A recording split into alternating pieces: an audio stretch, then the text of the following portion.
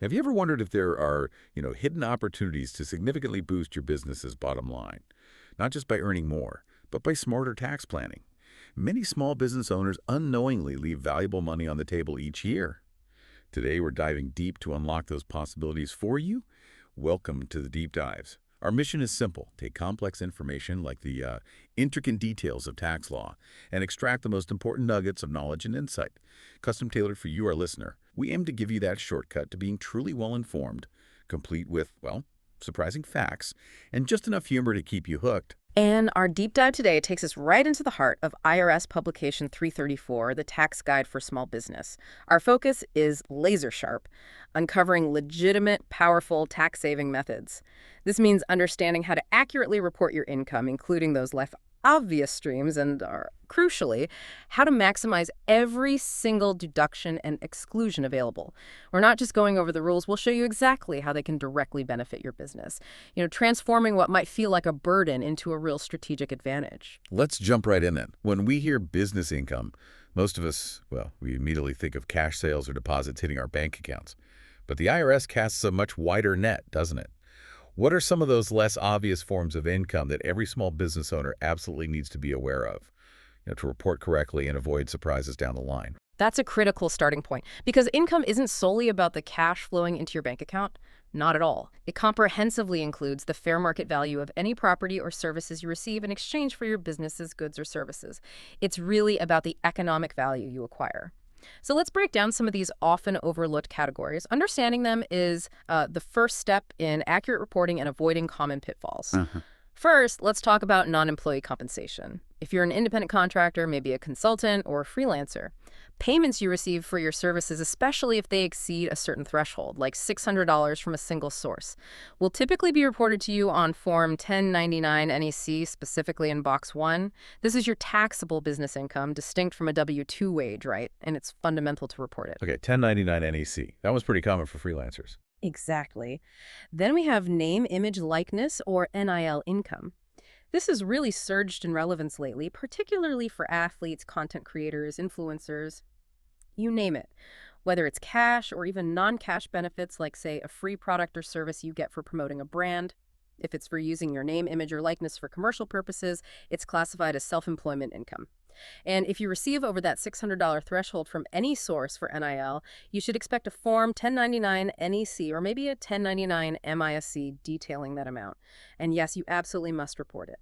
The key here is recognizing the economic value, even if it's not traditional cash. Even free stuff counts as income if it's for NIL. Interesting. It is another crucial one. Payment card and third-party network transactions. These get reported on Form 1099-K.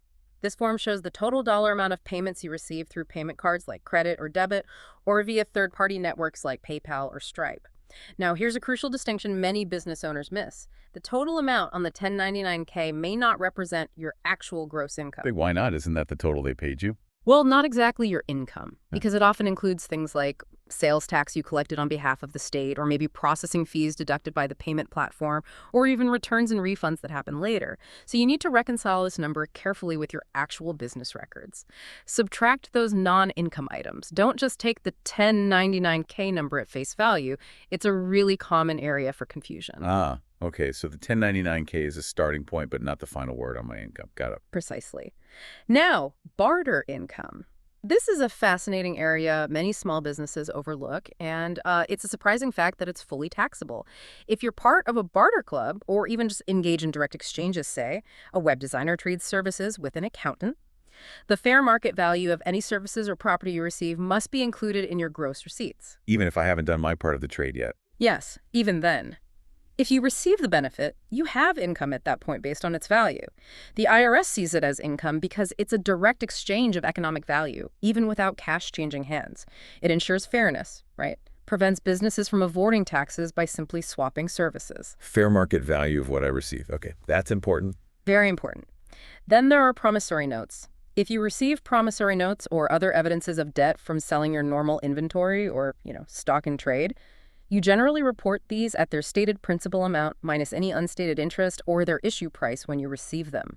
This means you recognize the income up front, even before the cash is actually collected, which can be a surprise, especially for cash-basis businesses used to waiting for payment. So income when I get the note, not necessarily when I get the cash. That's generally the rule for those types of sales. Now, lost income payments. These are often unexpected, but they are taxable. If your business activities are reduced or stopped, maybe due to damage or some other insured event, and you receive a payment from an insurance policy or another source to compensate for that lost business income, you must report it on Schedule C. And this holds true even if your business is inactive when you receive the payment. It's considered compensation for your business's earning capacity, so the IRS treats it just like regular income. So insurance payout for lost profits counts as income. Makes sense. Yeah. It does. Similarly, damages you receive for business injuries are generally taxable. This could be compensation for things like patent infringement, maybe breach of contract or antitrust injury. You have to include these amounts in your gross income. However, there's a potential silver lining here. You might be entitled to a deduction against this income for the actual economic injury you suffered. This deduction is limited, though. It's the smaller of the amount you received, minus recovery costs like legal fees, or your previously undeducted loss from that injury. So while it's income, you might get to offset a portion of it if you can show the actual loss. Okay, so report the damages, but look for a possible deduction related to the actual loss. Exactly. You also need to include punitive damages in income. No deduction for those. And while kickbacks must generally be included in income, there's an important exception. If you properly treat them as a reduction of a related expense or maybe a capital expenditure or part of the cost of goods sold, you can exclude them from income. This really highlights the critical importance of proper classification in your accounting. How you classify kickbacks matters. Interesting. It does. Now, if you recover previously deducted items, say you recover a bad debt you wrote off in a prior year or any other expense you deducted, you generally must include that recovery back into income on Schedule C in the year you recover it. For example, if a client finally pays a debt you had previously deemed uncollectible and deducted, that payment becomes income again. However, the amount you include is limited. It's limited to the portion that actually reduced your tax in the prior year. If a deduction didn't reduce your tax, maybe because you had no taxable income that year, then that portion of the recovery wouldn't be included as income when you get it back. The tax benefit rule. Right. Only included if the original deduction actually saved you tax. That's the principle, yes. Finally, there's recapture of depreciation. This occurs in specific situations and can be a nasty surprise if you're not careful. For example, if you took a significant depreciation deduction on listed property, like a car or maybe entertainment property, and your business use of that asset falls to 50% or less in a later tax year, you may have to recapture part of the original depreciation deduction. This means you include that portion back into your income on Schedule C, using Form 4797 to calculate the amount. The same recapture rule applies if you took a special Section 179 deduction for an asset and its business use drops below 50% before the end of its recovery period. It's basically a mechanism to ensure you only get the full deduction if the asset continues to be primarily used for business. Okay, so big deductions like depreciation come with strings attached. Keep that business use up. Exactly. Maintain that business use percentage. Now, here's where it gets really interesting and potentially very lucrative for your business. Just as important as knowing what is income is understanding what isn't. Right? What are some things we might mistakenly think are taxable income, but actually provide a valuable tax break by being legitimately excluded? This feels like finding hidden money. Absolutely. And you're right. It is like finding money. Knowing what you don't have to include in income is a direct dollar-for-dollar path to tax savings. These exclusions effectively reduce your gross income before you even start calculating deductions. Let's dive into some common misconceptions and powerful exclusions. One of the biggest areas, and a huge relief for many, is canceled debt exceptions. Generally, if a debt you owe is canceled or forgiven, that canceled amount is considered income. It makes sense, right? You're economically better off. However, there are several crucial exceptions where you do not realize income from a canceled debt. These are really important. For instance, if the cancellation occurs in a Title 11 bankruptcy case, that's excluded. Or if it occurs when you're insolvent, meaning your liabilities exceed the fair market value of your assets immediately before the cancellation. In that case, you can exclude the canceled debt up to the extent of your insolvency. So if I owe more than I own, canceled debt might not be income up to that difference. Exactly. Up to the amount you're insolvent. Other vital exceptions include qualified farm debt and qualified real property business debt. For this one, you have to elect to exclude it, and the trade-off is you must reduce the basis of your depreciable real property by the excluded amount. Your basis is essentially your cost in an asset for tax purposes, affecting future depreciation or gain when you sell it. There's also an exclusion for qualified principal residence indebtedness discharged after 2006, although that's more personal than business. Another often overlooked one: if the seller of property reduces the amount you owe them after the sale, you generally don't have income from this. Instead, it's treated as a purchase price adjustment, which reduces your basis in the property. Like a price reduction after the fact. Correct. And importantly, you don't realize income from a canceled debt if the payment of that debt would have led to a deduction had you paid it. For example, if a business debt for, say, accrued interest expense is canceled, since you never actually paid the interest, you couldn't have deducted it anyway, so canceling the debt isn't income. These exceptions often require careful documentation, sometimes Form 982, but they're absolutely critical for financial recovery in tough times. Wow, okay. Knowing those canceled debt rules could be huge for someone struggling. It really can be. Another significant, though more specific, exclusion for certain businesses is construction allowances for retail space. If you're a retail business tenant and you receive cash or maybe a rent reduction from your landlord, specifically for constructing or improving qualified long-term real property in your retail space, you can exclude this from income. This is a powerful subsidy, essentially, provided the lease is a short-term lease, that's 15 years or less, including renewal options, and the allowance is for your business use. The exclusion is limited to the actual amount you spend on the construction or improvements. It's a great way to help cover those build-out costs without incurring taxable income right away. Makes setting up shop more affordable. That's a fantastic benefit for retailers needing to customize their space. Definitely. Then we have the exchange of like-kind property. This is a very powerful deferral strategy primarily used for real estate now. Generally, no gain or loss is recognized when you exchange real properties used for business or held for investment solely for other real property of a like kind. This means you could swap one investment property for another, say a rental apartment building for a piece of undeveloped land you plan to develop, without triggering capital gains tax immediately on the appreciation of the first property. The tax is simply deferred until you eventually sell the new property. It's a way to grow your real estate portfolio tax efficiently. So deferring the gain, not eliminating it, but still very powerful for reinvesting. Exactly. Deferral is key. Now, leasehold improvements are also often misunderstood. If your tenant makes improvements to your property, like renovating the space they rent from you, the resulting increase in property value is generally not considered income to you as the landlord. This is a common misconception. Landlords might worry about being taxed on the increased value just because the tenant invested in the space. The key exception is if the facts clearly indicate that these improvements are actually a payment of rent in disguise, but typically it's a tax-free benefit for the landlord. Good news for landlords when tenants improve the property. Usually, yes. It might seem straightforward, but it's worth clarifying. Bona fide loans are not income. Money you borrow through a legitimate loan where there's a clear obligation to repay it is not taxable income because it comes with a corresponding liability, right? It's not a gain, it's just a temporary transfer of funds. Okay, loans aren't income. That seems obvious, but good to confirm. Right. Similarly, sales tax collected is generally not your income.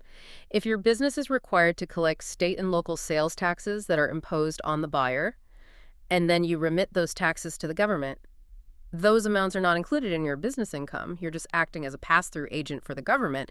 It's never truly your money to keep. So don't count sales tax collected as part of my gross receipts for income tax. Correct. Keep it separate in your accounting. For businesses dealing with physical goods, merchandise on consignment is another key exclusion. From inventory, that is. If you receive merchandise on consignment, meaning you don't own it but are selling it on behalf of someone else, it is not included in your inventory value for tax purposes. Your profit or commission from selling that consigned merchandise is income when it's sold or received, depending on your accounting method.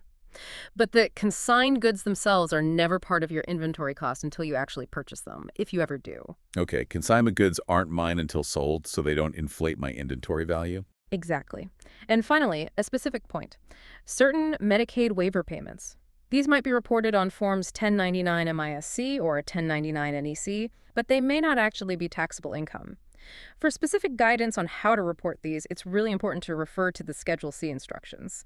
This can be a significant exclusion for qualifying caregivers providing home care services. So what does this all mean for you, the small business owner listening right now? It means diligently categorizing every single dollar, every piece of property, every service that enters your business. Not just for what you need to report, but maybe more importantly, for what you can legitimately exclude. These exclusions are pure tax savings, directly reducing your gross income. It really is like finding a rebate you didn't know you had. Precisely. And these distinctions highlight the critical importance of meticulous record keeping. You need to understand the precise nature of every single transaction, which leads to a critical question for you to consider. Are you merely reporting everything that comes in the door? Or are you actively identifying and leveraging every opportunity for legitimate exclusion? That shift in mindset, it can uncover significant tax advantages. Okay, that's a powerful way to think about income. Now let's talk about the absolute bedrock of tax savings for small businesses. Deductions. This is where many business owners, I think, leave serious money on the table, sometimes because they don't realize what qualifies or maybe how to properly track it. What's the golden rule for what you can deduct? How do we apply it practically to our businesses day to day? That's right. Deductions are where the real power lies for small businesses to substantially reduce their taxable income. It's where the action is, so to speak. The golden rule, the absolute foundation for what you can deduct, is that a business expense must be both ordinary and necessary. Ordinary and necessary. Okay, what do those terms actually mean in IRS language? They sound simple, but I bet there's nuance. There is, but maybe less than you think. An ordinary expense is simply one that is common and accepted in your particular field of business or trade. It's something that similar businesses in your industry would typically incur. Think of, advertising for a marketing agency or supplies for a craft business. Those are ordinary. A necessary expense, on the other hand, is one that is helpful and appropriate for your business.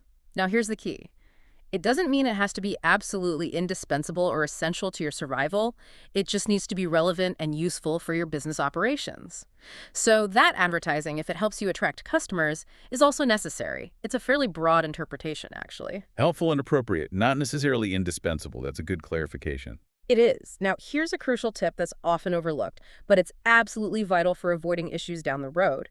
If an expense is partly for business and partly personal, this comes up all the time, you must separate those parts. Only the business portion is deductible. For instance, if you use your personal cell phone for business calls, you can only deduct the percentage of its cost that relates to business use, not the entire bill. Accurate segregation and diligent record keeping for these mixed-use expenses are absolutely key to avoiding audit flags. You need that paper trail. Separate business and personal. Got it.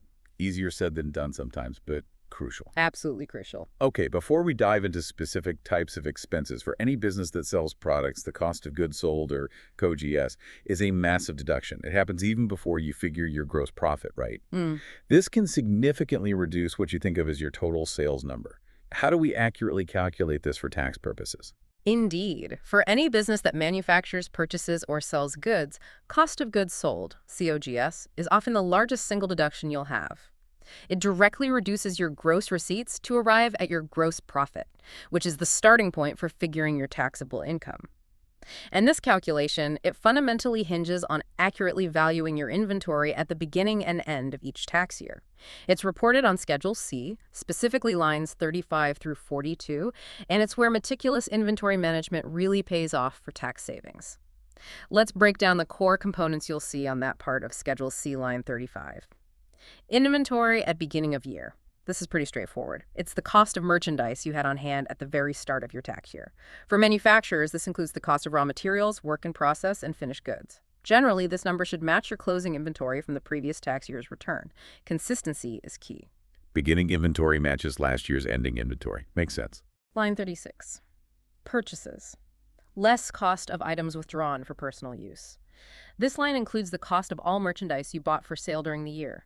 For manufacturers, this would be the cost of raw materials or parts purchased. And here's that personal use reminder again.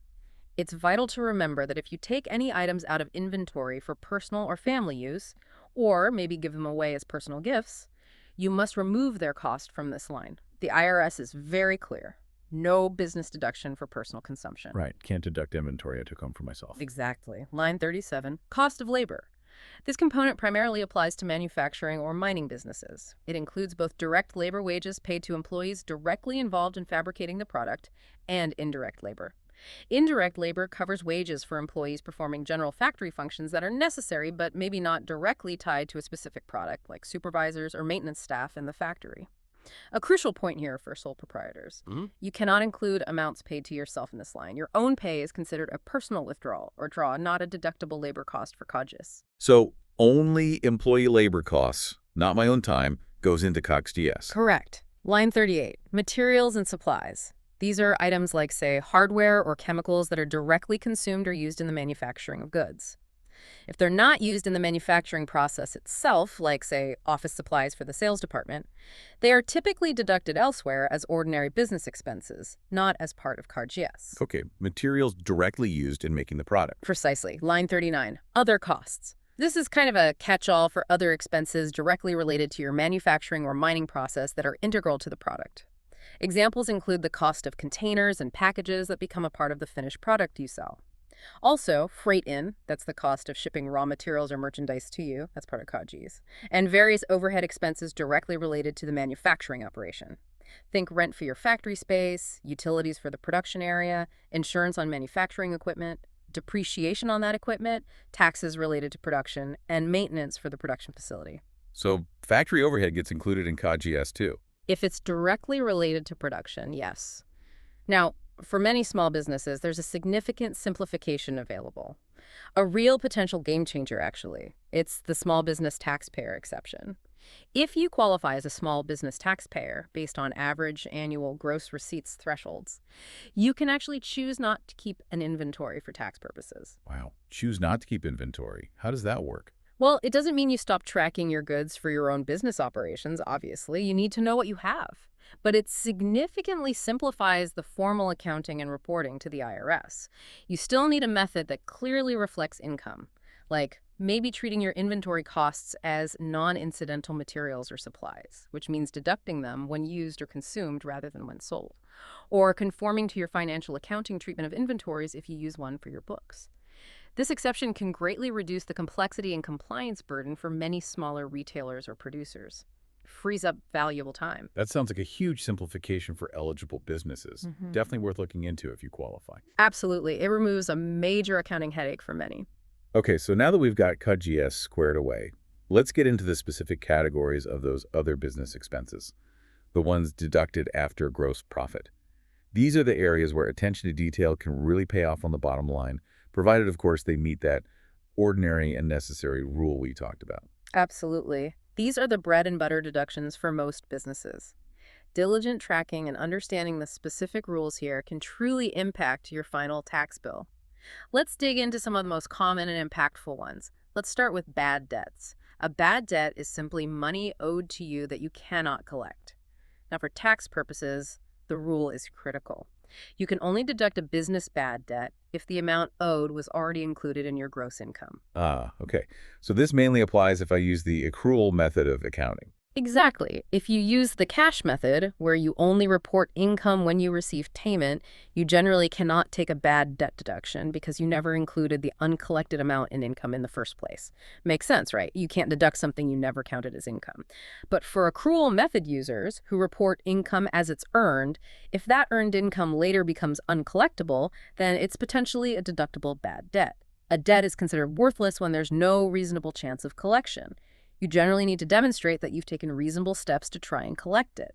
Think of it as formally recognizing a loss from a customer who didn't pay you. So proof of trying to collect is important for claiming a bad debt. Yes, documentation is key. Next up, car and truck expenses. This is a big one for many businesses. If you use your vehicle for business, you have two primary methods for deducting the costs. You can deduct actual expenses. This includes things like gas, oil, repairs, tires, insurance, registration fees, licenses, and depreciation, or lease payments if you lease. You track all these costs. Or you can use the standard mileage rate. The IRS sets a rate per business mile driven. It changes slightly most years. And you just multiply your documented business miles by that rate. It's simpler. Actual expenses versus standard mileage. How do you choose? The choice has implications. If you own the car, you must choose the standard mileage rate in the first year the car is available for business use if you want the option to switch methods later. If you start with actual expenses in the first year, you might be stuck with that method for that car. However, if you lease a car, you generally must use the standard mileage rate for the entire lease period if you choose it initially. A critical distinction here is what counts as business mileage. You can deduct local business transportation, like visiting clients, traveling between different job sites, or going from your qualifying home office to a client. But you generally cannot deduct personal commuting miles, meaning the drive from your home to your main workplace or office. Commuting doesn't count, but driving from my qualified home office to a client does count. That's a significant advantage of having a qualified home office, yes, that travel becomes deductible business mileage. Good to know. Yeah. What about depreciation? You mentioned it briefly with cars and Cadgio. Right. Depreciation is a fundamental concept for business assets expected to last more than 1 year. Think equipment, machinery, buildings, office furniture, computers, and yes, vehicles. Instead of deducting the entire cost in the year you buy it, you depreciate it. This means you deduct a portion of the cost each year over its predetermined useful life, according to IRS rules, using methods like MAD-CRS, the Modified Accelerated Cost Recovery System. MAD-CRS is essentially the IRS's blueprint for how quickly you can write off the cost of different types of assets.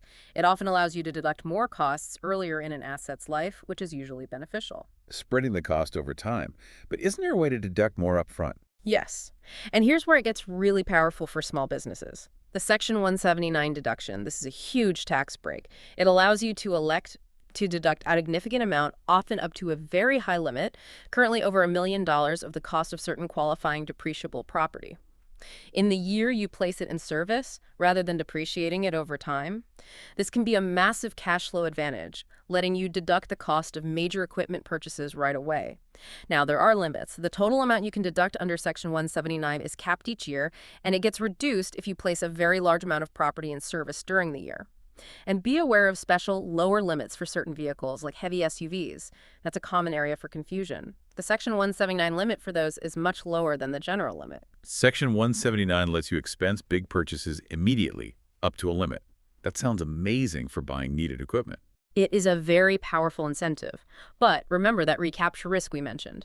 If your business use of Section 179 property or other listed property, like most passenger cars, drops to 50% or less in a later year before its recovery period ends, you might have to recapture, meaning add back to your income part of that Section 179 deduction or excess depreciation you took earlier. So maintain that business use. Right. Use it or potentially lose part of the deduction later. Exactly. Okay, next. Employees' pay. This is generally a straightforward deduction. You can deduct the pay given to your employees for the services they perform for your business. This includes salaries, wages, commissions, bonuses, whether paid in cash, property, or services, as long as the amounts are reasonable for the services actually performed. However, remember, as a sole proprietor, you are not an employee of your business. This trips people up. You cannot deduct your own salary or any personal withdrawals you take from the business on this line. That money is simply a distribution of profits to you personally. Your business profit is what gets taxed on your personal return. Deductible employee pay can also include things like awards, certain education expenses you pay on their behalf, and many fringe benefits like health insurance contributions. Deduct pay for employees, but not for myself as the owner. Clear distinction. Very clear. Now, insurance. You can deduct the premiums for various types of business insurance policies. Think fire insurance, theft, flood, liability, malpractice insurance, workers' compensation if state law requires it. Also, business interruption or overhead insurance, which helps cover business expenses if you become disabled, and of course, insurance for business use vehicles. But here's that key caveat for car insurance again. If you choose to use the standard mileage rate for your car expenses, you cannot also deduct your car insurance premium separately. It's considered included in the standard rate. Standard mileage rate or our actual expenses, including insurance, not both. Correct.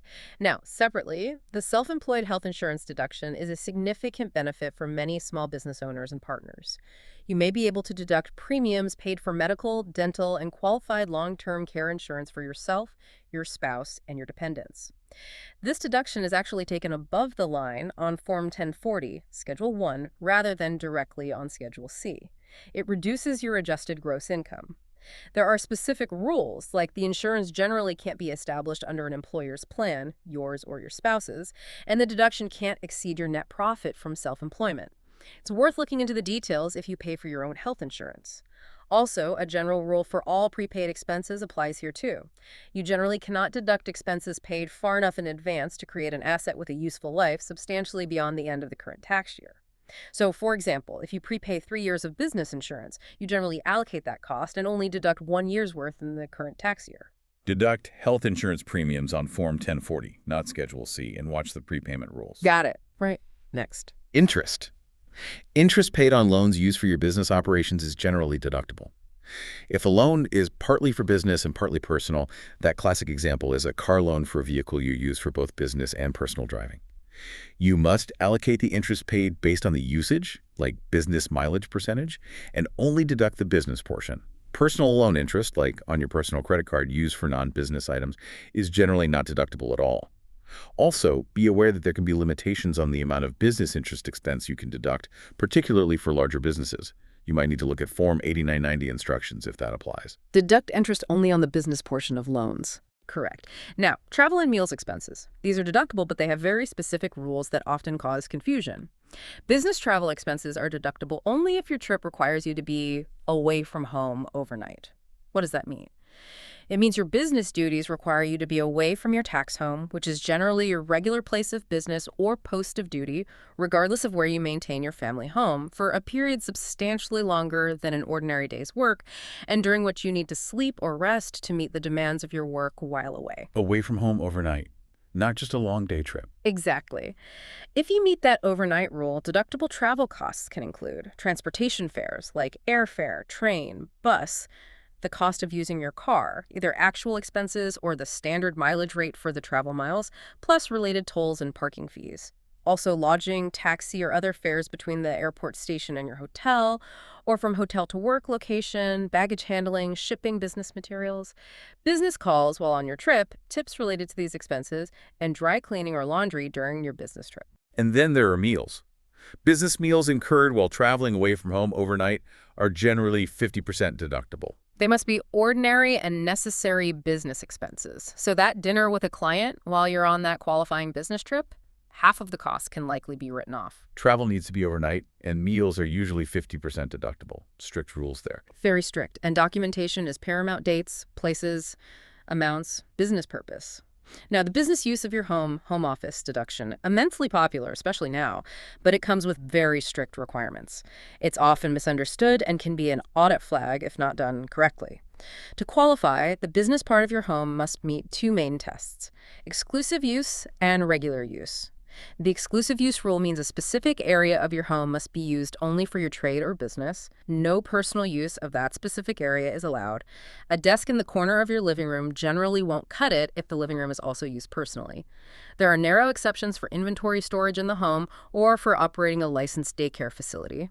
Regular use means you must use the specific area for business on a continuing basis, not just occasionally or incidentally. Exclusive use and regular use. Yeah. And the home office must be your principal place of business.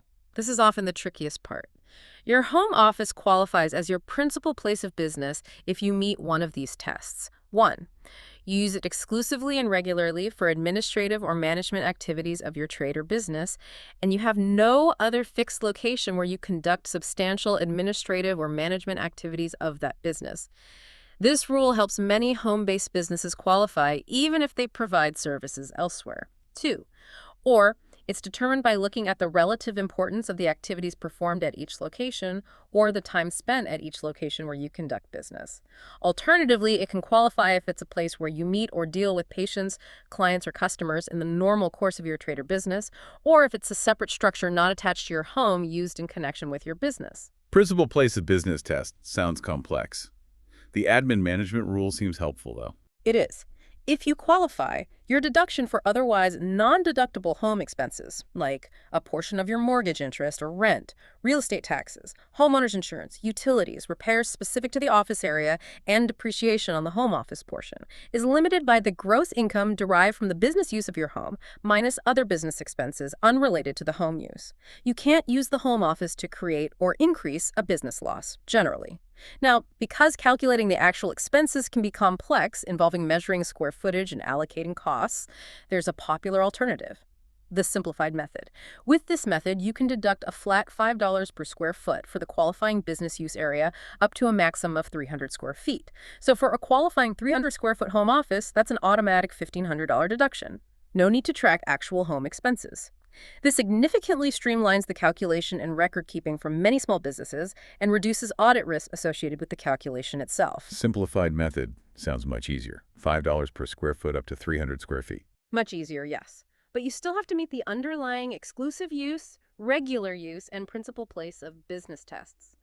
Beyond these major categories, don't forget other potential deductions. Things like advertising costs to promote your business, bank fees charged on your business bank accounts, dues paid to professional organizations or business leagues related to your business, but generally not social clubs, education expenses that maintain or improve skills required in your present work or that are required by law or regulations to keep your job or license, but not education to meet minimum job requirements or qualify you for a new trade or business, impairment-related work expenses for individuals with disabilities, interview expense allowances you might pay to job candidates, licenses and regulatory fees required by state or local governments to operate your business, the cost of moving machinery or equipment between business locations, costs of outplacement services provided to terminated employees, penalties paid for non-performance or late performance of a contract, but not fines or penalties paid to a government for violation of any law. Wow, that's a lot of potential deductions.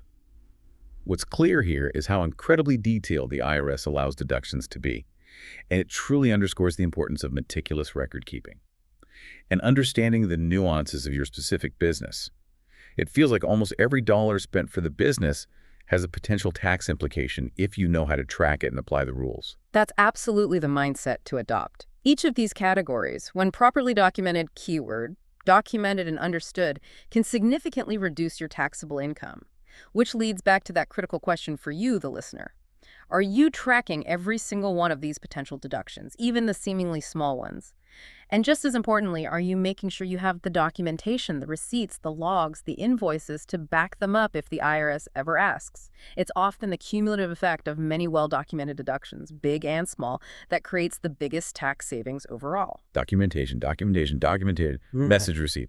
Okay, so beyond identifying specific income items, exclusions, and deductions, the very way you account for your business income and expenses can have a major impact, particularly when your tax liability arises each year. Let's talk about cash versus accrual accounting methods. What's the big difference for tax purposes, and how do we choose the method that's right or most efficient for our particular business? Your choice of accounting method is indeed a foundational strategic decision. It's not just bookkeeping, it's tax strategy, because it dictates when you recognize income and when you recognize expenses for tax purposes. The IRS requires you to consistently use a method that clearly reflects your income and expenses for your type of business. And once you choose a method, you generally need IRS permission to change it later, so it's not usually a decision to flip-flop on year after year. Let's look at the two main methods most small businesses use. The cash method. This is often simpler and very common for service-based businesses, freelancers, consultants, or smaller operations without significant inventory. Under the cash method, you report income when you actually or constructively receive payment. That means when cash is in your hand or deposited into your bank account, or even when a check is made available to you without restriction, even if you don't cash it until the next year if you've received it by year end. You have constructive receipt. Conversely, you generally deduct expenses when you actually pay them, when the money leaves your account. The simplicity is its main appeal, especially for managing cash flow. You generally don't owe tax on income you haven't physically received yet.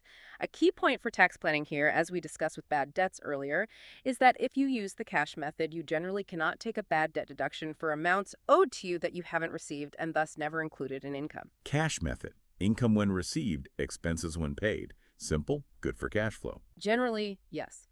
Now, the accrual method. This operates differently and is generally required for businesses where the production, purchase, or sale of merchandise inventory is a significant income-producing factor. Under the accrual method, you report income when you earn it, regardless of whether you've been paid yet. This usually happens when all events have occurred that fix your right to receive the income, and the amount can be determined with reasonable accuracy.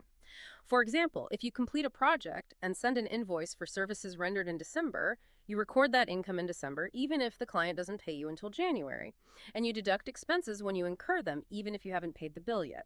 This typically means when the all events test is met. the liability is fixed, the amount can be determined reasonably accurately, and economic performance has occurred. Economic performance usually happens when the property or service is actually provided to you, or when you use property. So if you receive a bill for office supplies that were delivered to you in December 2024, but you don't pay it until January 2025, you can still deduct that expense in 2024 because the liability was fixed and economic performance occurred in that year. The accrual method generally provides a more accurate picture of your business's financial performance over a specific period because it matches revenues earned with the expenses incurred to generate those revenues. Accrual method. Income when earned, expenses when incurred. More complex, but better matching, and often required if you have inventory. That's a good summary. And it's important that consistency is key. If you use the cash method for income, you must generally use it for expenses. If you use an accrual method for income, you must use an accrual method for expenses. You can't just mix and match the timing rules for income and expenses within the same business to get the best result each time. A combination method that might use accrual for some items and cash for others exists, but if it includes the cash method for gross receipts, it's generally treated overall as the cash method for many tax purposes. Your choice impacts not only your tax liability timing for a given year, but also your overall financial reporting and how you plan for cash flow needs related to taxes. That makes perfect sense. The timing difference could really shift your tax burden from one year to the next, affecting cash flows significantly. You mentioned inventory again, and how it often requires the accrual method. How does managing inventory specifically tie into tax efficiency and these accounting methods? Inventory management is inextricably linked, particularly with the accrual method, and it's a critical area for tax planning for many businesses selling goods. As we said, if selling merchandise is an income-producing factor in your business, meaning you make, buy, or sell goods as a core part of your business, you generally must keep an inventory and use an accrual method for purchases and sales to clearly determine your income. This involves properly accounting for inventory costs and valuing your inventory at the beginning and end of each tax year to accurately calculate your cost of goods sold. The accuracy of your COGS calculation directly impacts your gross profit and taxable income. However, and this is that important relief for many small businesses we touched on earlier, there's the small business taxpayer exception. If you qualify as a small business taxpayer based on those gross receipts tests, you can choose not to keep an inventory for tax purposes, or you can choose to use the cash method even if you have inventory. This doesn't mean you stop tracking your goods for operational purposes, but it significantly simplifies the formal tax accounting rules. You still need a method that clearly reflects income. This might involve treating your inventory costs as non-incidental materials and supplies, deducting when used or paid, depending on your overall method. Or you might conform your tax accounting to the inventory treatment you use in your financial statements prepared according to GAAP or your books and records.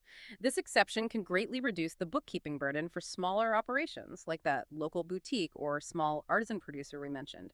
It lets them potentially use the simpler cash method even with inventory. So, small businesses might get a pass on complex inventory accounting rules and maybe even use the cash method. Huge simplification. It can be, yes.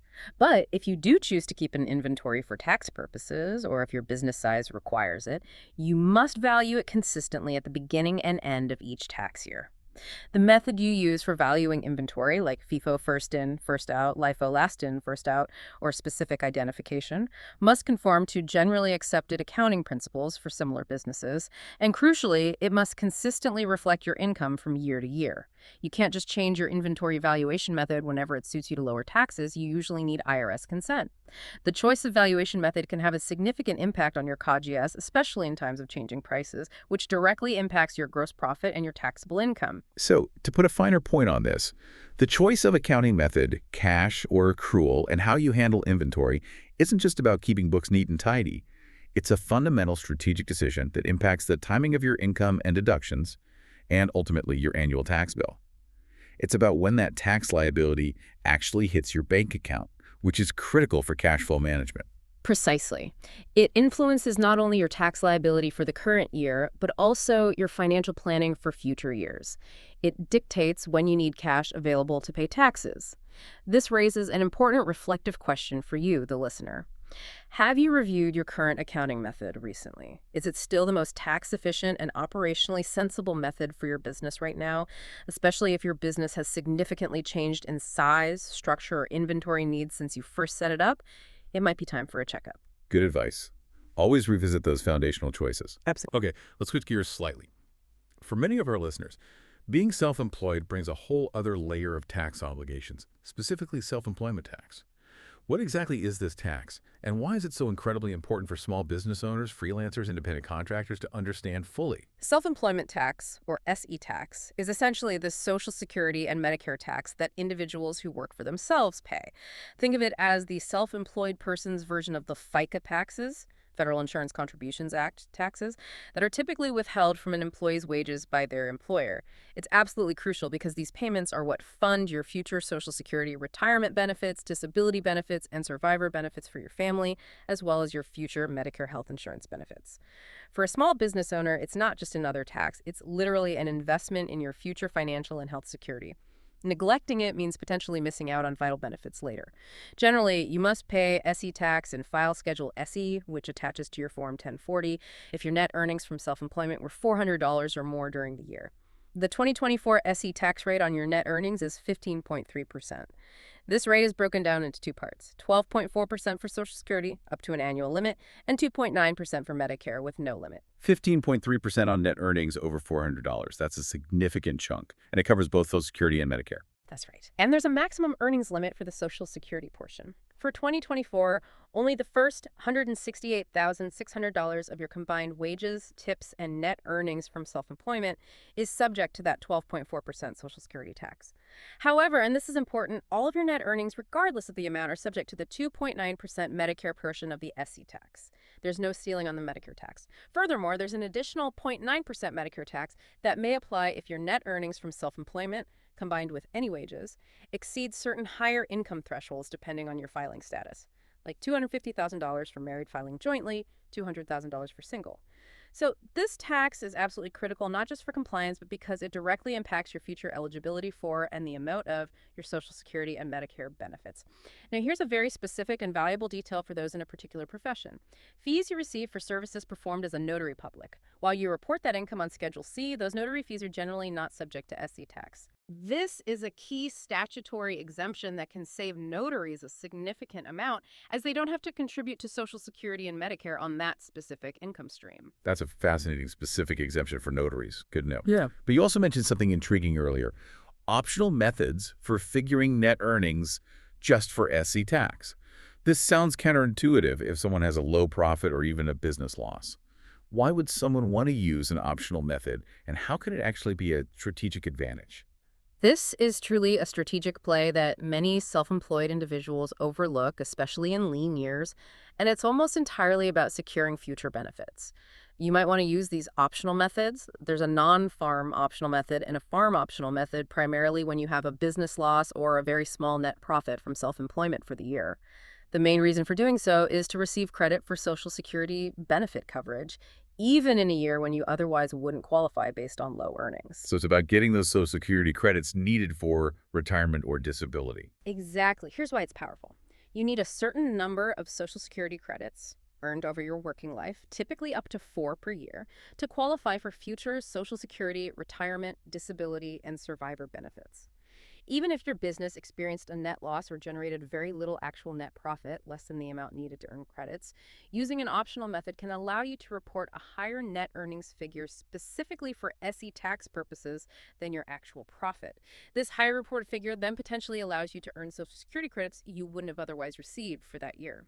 For instance, under the non-farm optional method, if your gross non-farm income was within certain limits, say $10,380 or less for 2024, but your net profit was small or negative, you might be able to elect to report 2/3 of your gross income up to a certain maximum deemed profit, like $7,493 for 2024, as your net earnings for SE tax. This means that despite your business maybe having a small loss, you could still contribute to Social Security based on this deemed profit and earn those crucial credits, ensuring you maintain your progress towards eligibility for future benefits. It's essentially a way to voluntarily pay into the system to maintain your Social Security coverage during lean business years or when starting out. But it's vital to understand the crucial distinction. These optional methods are only for figuring your SE tax calculation on Schedule SE. They do not change your actual net profit or loss that you report for income tax purposes on Schedule C and Form 1040. Your income tax is still based on your real business results. This strategy is purely about securing those Social Security credits for your future benefit safety net. That's a really clever strategy for someone with fluctuating income who wants to ensure they qualify for Social Security down the road. Pay a little SE tax now, even with low profit, to get the credits. It can be very strategic, yes, but you have to meet the specific requirements to use the optional methods. Okay, understanding the tax itself is one thing, but the actual process of filing can feel daunting, especially for self-employed individuals juggling, well, everything. What are the essential forms, key dates, and maybe some proactive strategies to make filing smoother and, importantly, avoid those dreaded penalties? Filing can definitely feel like navigating a maze, especially the first few times. But knowing the key forms, deadlines, and utilizing the tools the IRS provides can make it much smoother and less stressful. Proactive planning is absolutely your best friend here. For self-employed individuals, the core forms are usually Form 1040 or 1040 at TSR. This is your main individual income tax return. Schedule C, Form 1040. Profit or loss from business. This is where you detail all your business income and claim all those deductions we talked about to figure your net profit or loss. A critical point here. If you operate more than one distinct business as a sole proprietorship, e.g., a consulting business and a separate retail shop, you must file a separate Schedule C for each distinct business. Schedule SE Form 1040, self-employment tax.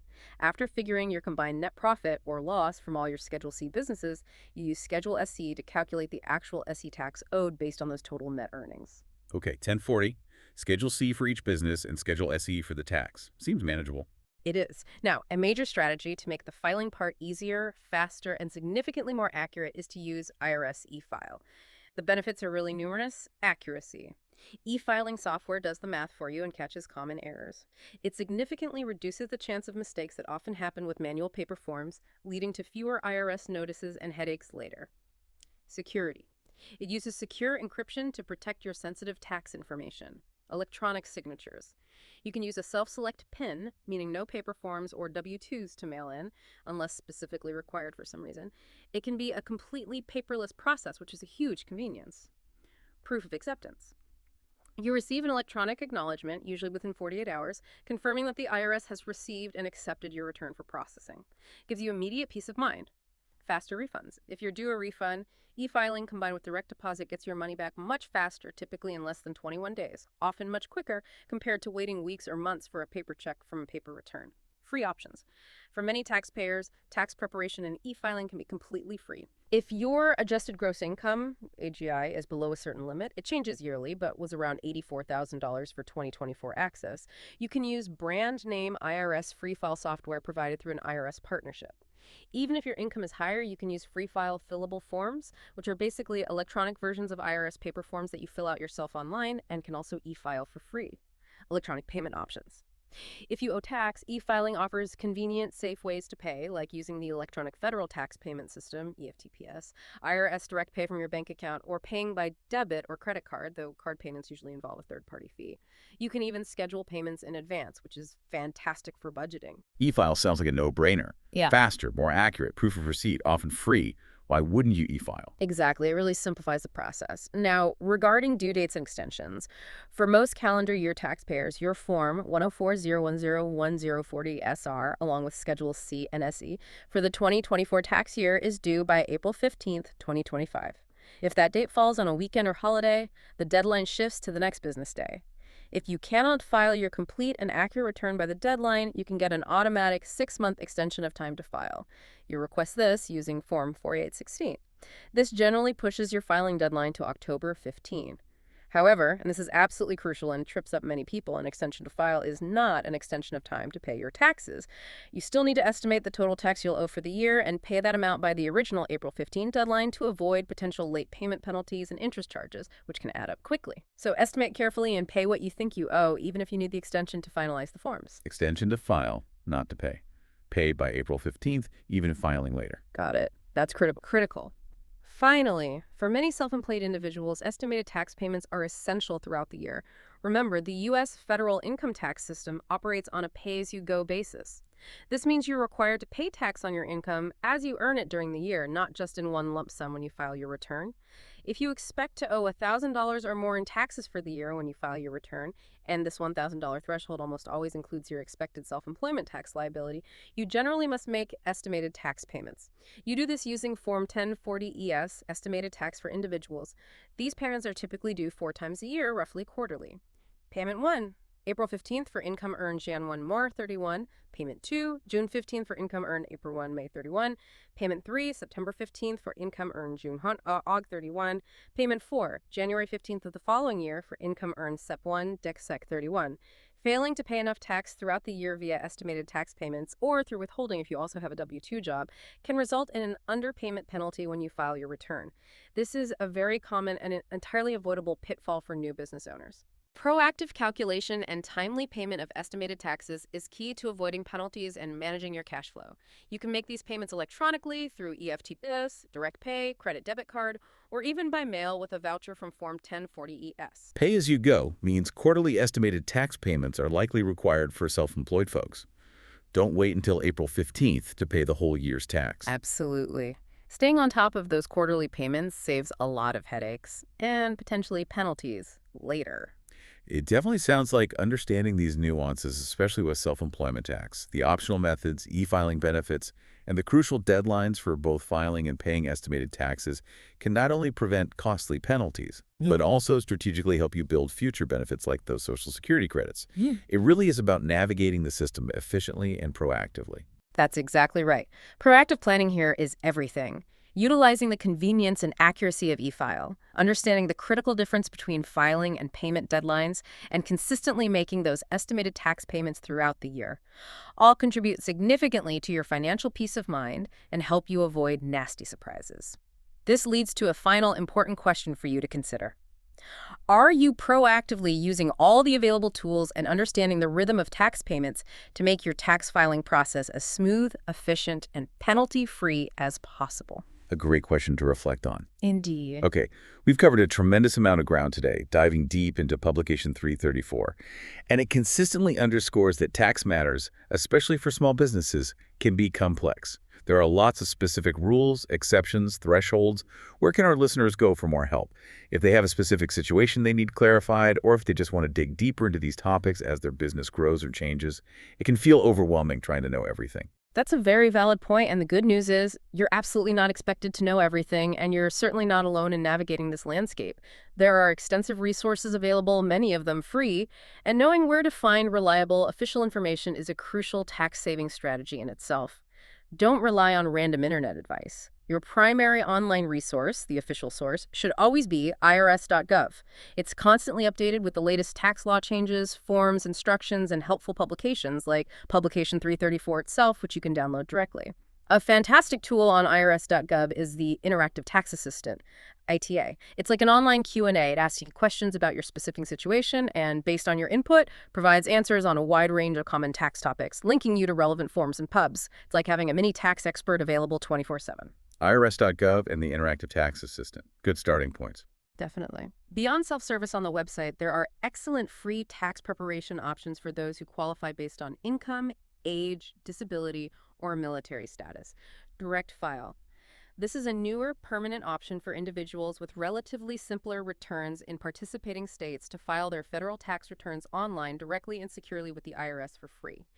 It doesn't prepare state returns directly yet, but guides you to state-supported tools. Worth checking if it's available for you. IRS Free File. This is that public-private partnership we mentioned. If your adjusted gross income, AGI, is within certain limits, check irf.gov for the current year's limit, you can use brand name commercial tax software products and e-file your federal return for free through the IRS portal.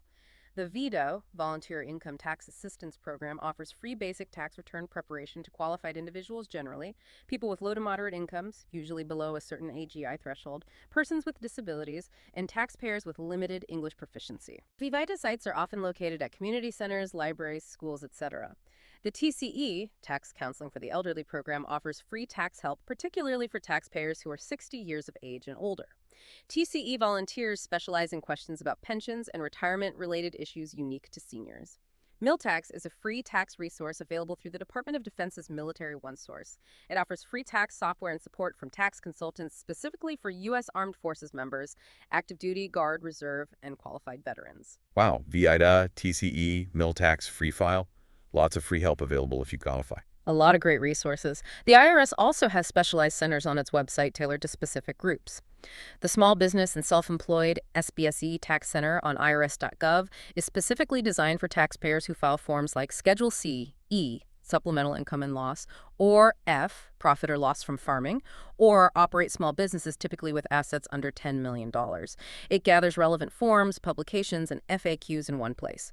The Gig Economy Tax Center provides vital information addressing the unique tax consequences for individuals earning income from on-demand work, services, or goods. Think rideshare drivers, delivery workers, online platform sellers. It clarifies income reporting, expenses, and estimated taxes for this growing sector. Specialized tax centers on irs.gov, too. Very helpful. Very. Now, beyond the IRS itself, there's a crucial independent organization housed within the IRS that everyone should know about, the Taxpayer Advocate Service, TAS.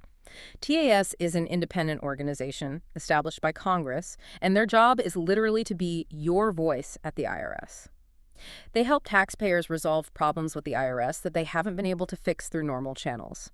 They can help if an IRS issue is causing significant financial difficulty, if you face an immediate threat of adverse action, or if you've tried repeatedly to contact the IRS but haven't received a response.